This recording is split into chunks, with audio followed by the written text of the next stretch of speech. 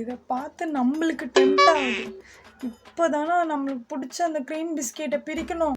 Hello, bus ஏறிட்டேன், சீட்டுக்கு அடிச்சிச்சு உக்காந்துட்டேன்.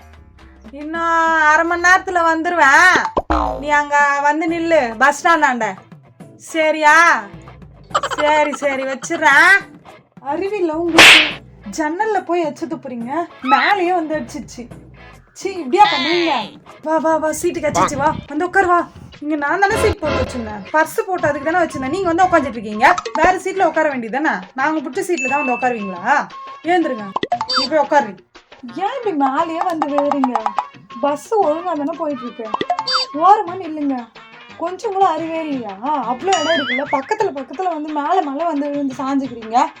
எத்தனை வாட்டி கேட்பீங்க? இதோட 5வது டைம் கேட்குறீங்க. இது உங்கள் ஸ்டாப்பிங் இல்லை, நான் அதை தாண்டி தான் நான் இறங்க போகிறேன். ஸ்டாப்பிங் வந்தால் நான் சொல்கிறேன், வெயிட் பண்ணுங்க, உட்காருங்க.